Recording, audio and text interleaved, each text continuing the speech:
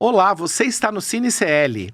No nosso acervo, nós temos mais de 200 documentários entre nacionais e internacionais disponíveis para os nossos assinantes se aprofundarem nos mais diversos assuntos. O filme sobre o qual vamos conversar hoje é o documentário Futeboys, um estudo sociopolítico sobre o esporte mais popular do Brasil. Em 2023, foi sancionada a Lei Geral do Esporte, regulando pela primeira vez a prática esportiva no país. Futeboys mostra, através de 3 histórias que focam em diferentes comunidades, como essa lei pode ajudar a combater o racismo, a xenofobia e a intolerância no esporte. Usando a técnica do documentário observacional, a dupla de diretores volta seu olhar para 3 diferentes grupos demográficos, crianças, negros e mulheres, para mostrar a importância das políticas públicas no desenvolvimento do esporte, especialmente o de várzea. O filme investiga como o esporte mais popular do Brasil pode, de fato, mudar a vida das pessoas. Para conversar comigo sobre o filme, o nosso convidado de hoje é o diretor Bruno Badain.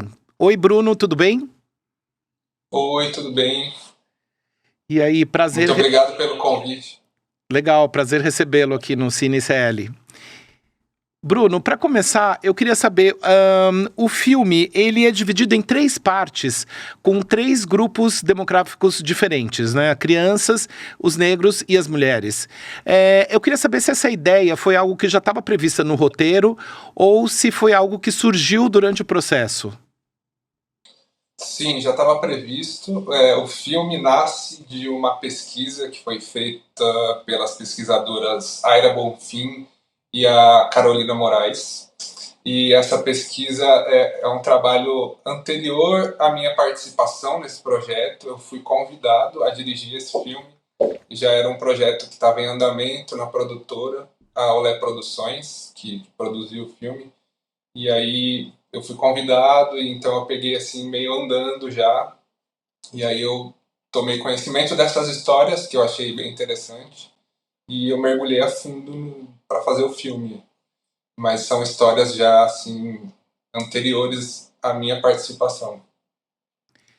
E como que vocês descobriram os personagens dos filmes? Então, eles já estavam presentes nessa pesquisa? Vocês foram descobrindo, né, escolhendo os personagens que vocês iriam filmar mais durante o processo? Como que foi isso? Bom, as histórias, os grupos de personagens já eram conhecidos pelo projeto, porque assim o filme ele aborda projetos sociais, então não é apenas um personagem, são 3 histórias de 3 projetos. E agora os personagens especificamente de cada projeto a gente foi conhecendo durante as gravações mesmo, assim, que é uma coisa que acontece muito em documentário.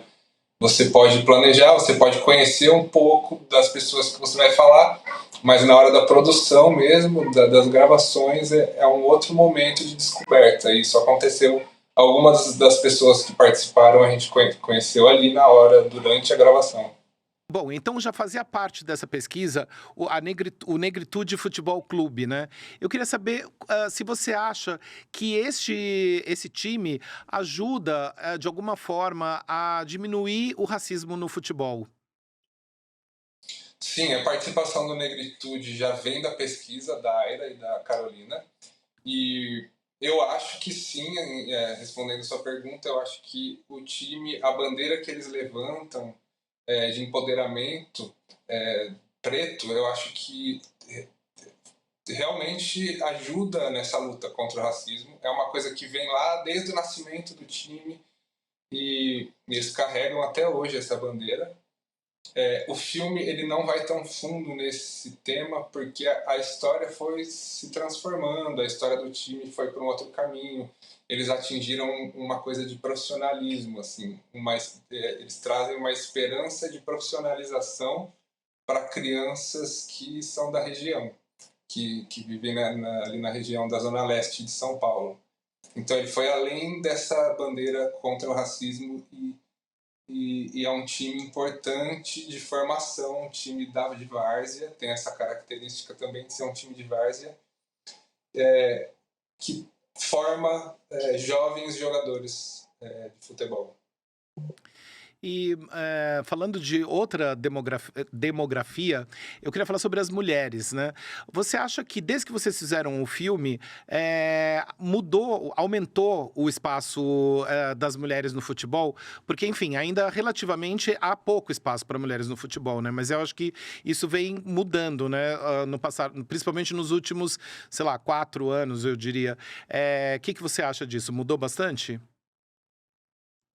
Sim, eu noto essa mudança, é uma coisa assim muito pessoal, né? Eu não sou especialista, eu não poderia te dizer da forma que a Aira, por exemplo, que foi a pesquisadora do filme, teria propriedade para dizer sobre esse assunto, mas eu noto assim que é uma coisa de popularização mesmo, assim.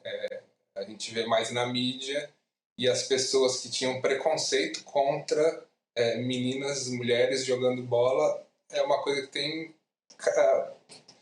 caído um pouco, assim, justamente pela questão de popularizar, ter sido popularizado. A Olé Produções, que é a produtora que eu tenho trabalhado nos últimos anos e produziu esse filme, o Futeboys, eles têm um longa-metragem que chama As Primeiras, que conta a história, é um documentário que conta a história da primeira seleção brasileira feminina. Esse é um filme focado nesse tema, assim. E eu trabalhei nesse filme também, na etapa de pós-produção, e eu noto, através da história desse filme, comparando com os dias de hoje, essa mudança assim, gritante em relação à presença feminina no futebol. Então eu acho que é uma coisa que tende a melhorar cada vez mais. No Futeboys, que esse filme que eu dirigi, ele, ele aborda o projeto do Conceição das Crioulas, que é um projeto que acontece numa comunidade em Pernambuco, no interior de Pernambuco, que vem de uma tradição do quilombo, que era essa comunidade, e ali eles têm uma coisa interessante, que é a presença muito forte das meninas no futebol. Assim, tem, estando lá presente, gravando, eu notei que as meninas da cidade ocupam muito mais os campos, assim, a gente vê os campos cheios de meninas, não tanto por meninos. E é interessante ver um fenômeno desse, assim, tão forte, assim. Eu acho que esse projeto em específico foge até um pouco da curva, assim, porque o time que veio de lá, de jovens meninas que disputam campeonatos juvenis, eles ganham diversas partidas contra outros times importantes de outros estados. E, assim, é um time que tem uma importância e eles fogem um pouco do padrão do restante do país. Eu acho que serve até como exemplo, assim. Mas, só resumindo, respondendo a sua pergunta, eu noto com certeza uma presença maior das meninas, mulheres no futebol. Legal, interessante. Até fiquei curioso para também assistir esse outro documentário que você mencionou. Mas, Bruno, uma das frases que me chamou a atenção, que eu achei engraçadas, assim, assistindo ao filme, foi quando uma das personagens diz que os homens não fazem nada e que as mulheres fazem tudo. Você acha que isso vem mudando nos últimos tempos? Sim, eu acho que isso também é um outro paradigma que vem mudando. As mulheres, eu vejo que as mulheres ainda são sobrecarregadas.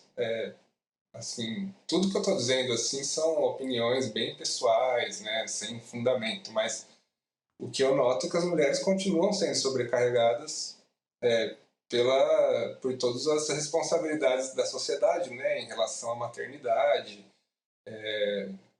cuidar da casa e ainda assim ter que trabalhar e fazer tudo que o homem faz, mas fazer coisas a mais. Essa frase que você disse é de uma mãe que vive lá na comunidade, em Conceição das Crioulas, e ela é uma veterana, digamos assim, do futebol. Ela joga de uma forma mais por prazer, com outras mulheres ali da comunidade. E ela tá grávida durante as gravações e ela também tá com um filho pequeno junto. e ela vai por esse jogo, porque a gente acompanha um dos jogos dessas mulheres, das veteranas, e ela vai para esse jogo de moto, e ela tá grávida, pilotando a moto e com um filho pequenininho ainda na garupa ali.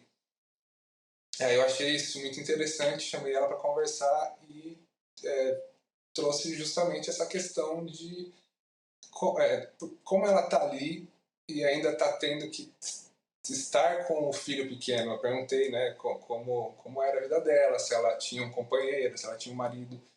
E aí ela trouxe à tona isso que você disse, né, que o homem não faz nada. A gente vê ali o que ela está dizendo, a gente vê é, na prática. Ela tem que levar o filho para o jogo. Se ela quer jogar bola, ela precisa levar o filho junto. Provavelmente já deixou a casa toda arrumada e ainda assim teve que ir levar o filho junto. Então, essa frase dela assim, é até meio óbvia, mas é interessante ouvir no filme vindo dela. Assim.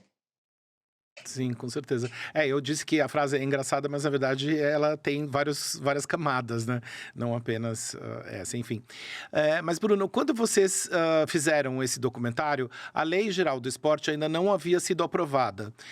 Desde então, né, ela foi aprovada. E quais benefícios você acredita que essa lei trouxe para a prática de esportes em geral e no caso do futebol de várzea especificamente? Bom, eu acho que o filme ele mostra um pouco alguns pontos que essa lei ela tenta reforçar, essa lei ela tenta trazer importância para coisas que já aconteciam organicamente e esse filme mostra, né?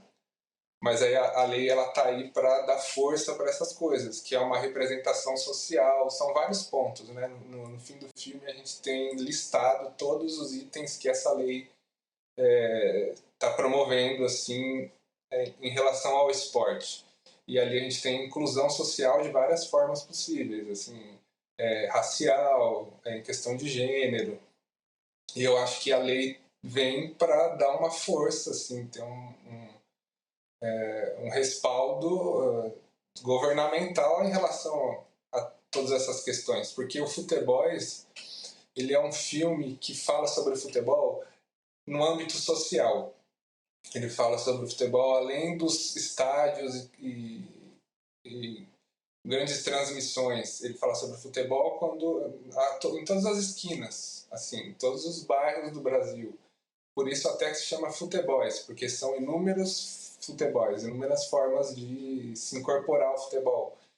E ele pode ser usado no âmbito produtivo, assim, socialmente. Ele pode ajudar a unir comunidades, a dar sonhos para jovens, a criar laços, a dar para o jovem um senso de disciplina, um senso de comunidade mesmo, de união, de participação. E aí eu acho que essa lei vem para tentar reforçar tudo isso que tem no futebol, mas que também tem em todos os outros esportes. Essa parte social, esse poder social que o esporte tem como uma ferramenta de organização. Legal. E eu sei que você também trabalha como montador, né?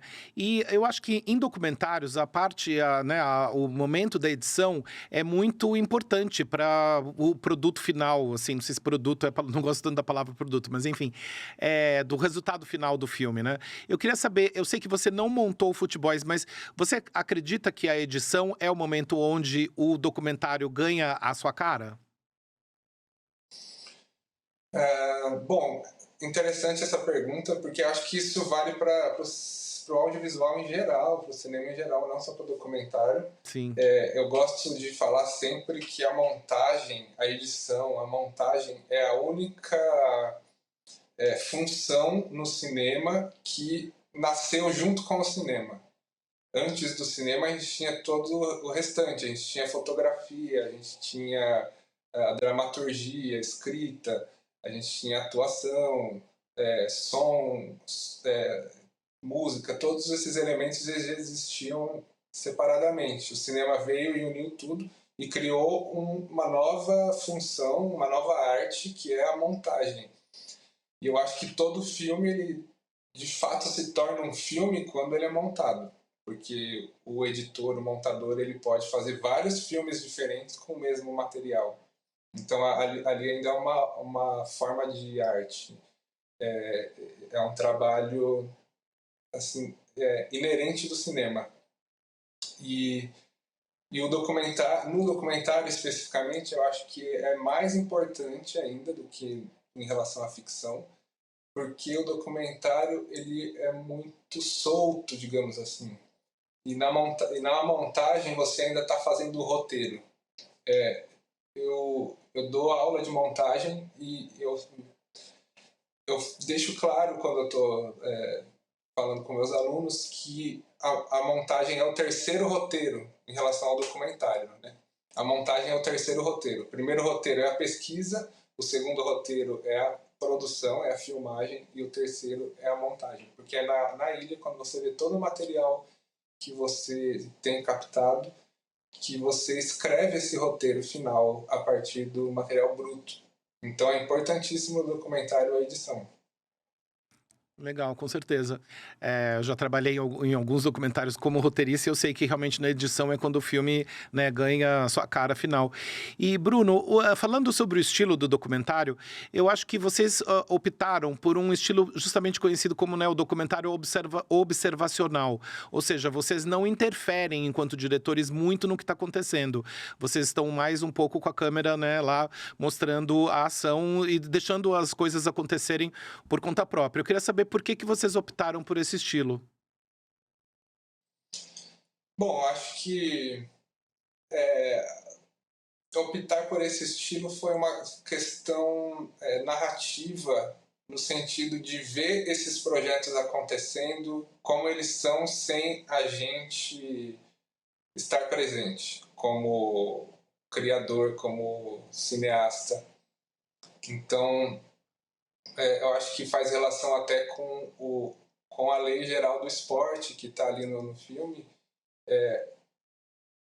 Essa lei e todos esses princípios dessa lei, essa questão social, assim, é independente de ter um filme sendo feito ou não. Eu acho que a ideia foi justamente essa, assim, não interferir mesmo, deixar acontecer e a gente apenas observar o que acontece naturalmente. Legal. E o Futeboys, ele foi co-dirigido pelo Luiz Ferraz, né, que infelizmente nos deixou em setembro. Eu queria que você contasse um pouco como que foi essa colaboração com ele durante o processo do Futeboys. Sim, primeiramente eu queria aproveitar para expressar assim, a gratidão enorme que eu tenho ao Luiz, que deixou a gente, e, e a Gal, que é produtora, Gal Boitoni é produtora do documentário. Eles dois produziram, o Luiz dirigiu, e, e o Luiz foi para mim uma espécie de mentor assim, na linguagem do documentário. Muito do que eu sei se deve a ele, assim. Eu vou levar muita coisa que ele me ensinou. E, e esse foi meu primeiro longa, a convite dele. Eu comecei a trabalhar com o Luiz e com a Gal na Olé Produções como montador e outras funções assim pequenas, e de repente surgiu essa oportunidade de dirigir esse filme. E assim, eu só tenho que agradecer a essa confiança que eu tive com o Luiz, e é uma perda enorme que todos nós tivemos, porque ele era uma pessoa incrível e vai fazer muita falta, assim. E aí o que eu posso dizer em relação a esse filme, como foi dirigir com ele, foi um aprendizado, seguindo o que eu falei agora, assim, essa coisa dele ser um mentor para mim. O filme foi uma aula o tempo inteiro. Quando eu entrei no projeto, o projeto já estava em andamento. Ele já estava com esse projeto há uns 2 anos, mais ou menos, porque cinema no Brasil é bem difícil, desde o momento que está no papel até aquilo sair na tela. É muita coisa que acontece, principalmente você conseguir financiar o filme, e esse trabalho pesado todo ele já tinha feito. Ele sabia de cabo a rabo todo o tema, todos os personagens. Então eu entrei no filme meio que aprendendo um pouco da linguagem do documentário, que eu já fazia mais curtas metragens, e, e ao mesmo tempo aprendendo sobre o que era aquele filme que eu estava entrando ali, junto com ele. E aí a nossa divisão foi que eu fui um diretor mais de set, eu fui para as diárias, eu viajei, eu entrevistei as pessoas, e ele foi um diretor mais presente na pré-produção, planejando tudo, assim, fazendo ordem do dia, planejando como que a gente ia abordar esse filme e também participando ali do período de montagem. Mas, no geral, eu só tenho que agradecer, assim, o tanto que eu aprendi com o Luiz, assim. É um dos últimos filmes que ele que ele deixou aí pra gente, e é uma honra ter participado, assim. Sem dúvida é uma perda enorme, né? E, Bruno, você falou bastante de aprendizagem, né? O que você aprendeu com ele. Eu queria que você contasse um pouco assim. Eu sei que é difícil, talvez, especificar uma coisa, mas enfim, quais foram esses aprendizados? Ou seja, o que você aprendeu com ele trabalhando no Futeboys? Bom, o que eu aprendi com o Luiz, ele era muito pragmático, ele era muito prático, ele, ele gostava de viajar, digamos assim, né, assim, no campo das ideias, de filosofar, de ter ideias, mas ele colocava aquilo em prática, ele pensava em como colocar aquilo em prática e um pé no chão mais, assim, isso eu aprendi muito com ele. Tem uma coisa que ele falava muito, assim, tem algumas frases que ele me falava que fica assim reverberando, e tem uma super simples, que é um pouco antes de sair para a filmagem, ele fala, lembra, plano geral, plano médio, plano detalhe, não vamos deixar de pegar nada, assim. Então, são coisas assim, parece besteira, mas na verdade é a essência da linguagem cinematográfica, uma frase como essa, assim. Tem diretor que sai para filmar e volta sem um plano geral do local e na hora da montagem vai fazer falta, por exemplo. Então, esse tipo de coisa que muito prática, assim, é muito presente. Eu escuto assim a voz dele lá no fundo da minha cabeça em todos os projetos que eu faço agora. E eu aprendi muito também em relação à estrutura narrativa, em relação ao roteiro. Eu aprendi também muito com ele a questão da ética no documentário, porque o documentário ele usa como matéria-prima pessoas que existem mesmo, e então no documentário acesso e ética é a base para tudo, assim. Acesso é como você vai ter acesso àquelas pessoas, onde você vai poder entrar, o que você vai poder filmar, com que pessoas você vai poder falar. Esse é o acesso. E a ética é até onde você vai, até onde você grava, até onde você interfere, sem invadir o espaço da pessoa, sem faltar com respeito, sem causar um incômodo, assim. Então é um equilíbrio, assim, você ter o acesso e ter a ética. Isso é uma coisa que eu aprendi com o Luiz, que eu levo para sempre, assim, entre inúmeras outras coisas. E eu sei que ele ensinou muita gente, assim, que as pessoas que eu conheço que conheceram o Luiz e tiveram essa relação próxima, todas que eu conheço me falam isso, que aprenderam muito com ele e que vão levar muitas coisas que ele ensinou. Bacana, e é legal porque isso que você falou sobre o plano geral, o plano médio e o detalhe é interessante porque parece, como você mesmo disse, né? Parece uma coisa muito simples, mas na verdade, às vezes as coisas mais simples são fundamentais, né? Então, enfim, você realmente não tem como fazer um filme sem ter esses diferentes planos, né? Parece, como você mesmo falou, uma coisa óbvia, mas é fundamental, né? E, Bruno, uma pergunta que eu faço para todo mundo que vem aqui no CineCL é o seguinte: o cineasta chileno Patrício Guzmán escreveu no livro dele Filmar o que não se vê que é impossível fazer um documentário isento. Eu queria saber a sua opinião sobre isso. Você concorda com ele nesse sentido? Concordo completamente. Eu acho que o audiovisual, ele, em geral, não só documentário, eu acho que inclusive até jornalismo, ele imprime algum viés, porque a partir do momento que você escolhe apontar a câmera para um lado, você já está dizendo o seu ponto de vista. Tinham inúmeros lados para você apontar a câmera, você escolheu apontar para aquele lado. Então, você está dizendo alguma coisa com essa escolha, como qualquer outra escolha, a escolha de montagem, como você ordena os fatos ali, o que você coloca antes e o que vem depois, vai também trazer um sentido diferente do que é a realidade, do que é a verdade. Qualquer representação da realidade, no fim das contas, é um ponto de vista. A realidade é o que ela é você sair na rua e olhar para o mundo e ver as coisas.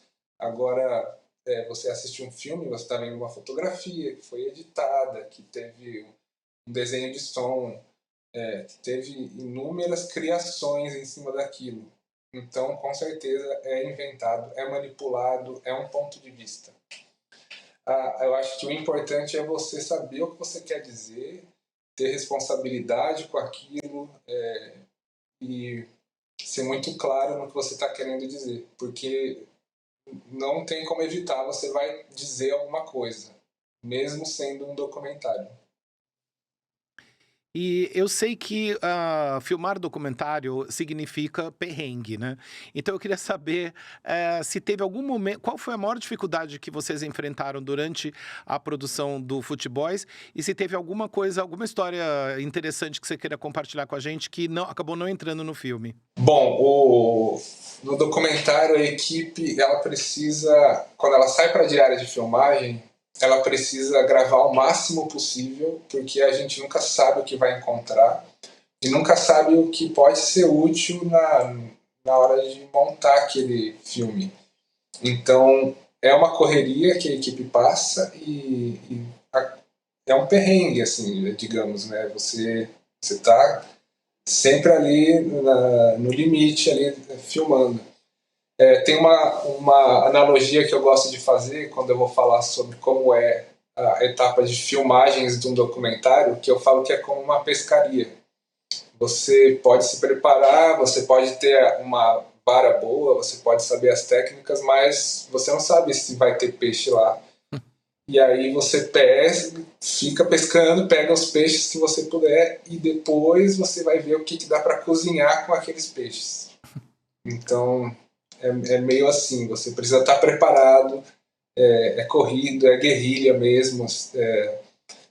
A equipe que faz o documentário, eu vejo que são pessoas que, quem escolhe trabalhar com isso, são pessoas que têm essa essência assim, de ser super ativos e espertos e ágeis. E precisa mesmo, porque documentário você tem que estar atento a tudo. Sem dúvida, eu adorei essa analogia com a pesca, achei muito interessante, gostei. E, bom, Bruno, terminamos o nosso tempo, acabou o nosso tempo, infelizmente, daria pra gente ficar conversando mais, mas foi um prazer falar com você, muito bacana te conhecer, enfim, e boa sorte nos seus próximos projetos, e espero recebê-lo aqui, quem sabe, de volta com um novo filme no Cine CL em breve, tá bom? Então, valeu, muito obrigado. Eu que agradeço pelo convite e todos que forem assistir ao Futeboys, eu já tenho assistido, espero que gostem ou que tenham gostado. E será uma honra voltar aqui caso eu seja convidado. Tá bom. Valeu, Bruno. Falou. Um abraço. Obrigado. Este foi o Cine CL, o nosso espaço para discutir e mergulhar fundo no universo dos documentários que estão disponíveis na nossa plataforma. Até sexta que vem. Tchau. Até mais. Você sabia que todos os nossos programas estão no Spotify? A notícia não pode parar e agora você pode acompanhar todos os nossos programas onde e quando quiser. Siga nossos canais no Spotify e tenha acesso ao Chico Pinheiro Entrevista, Desperta ICL, Rolê e muito mais. ICL no Spotify. Informação que te acompanha.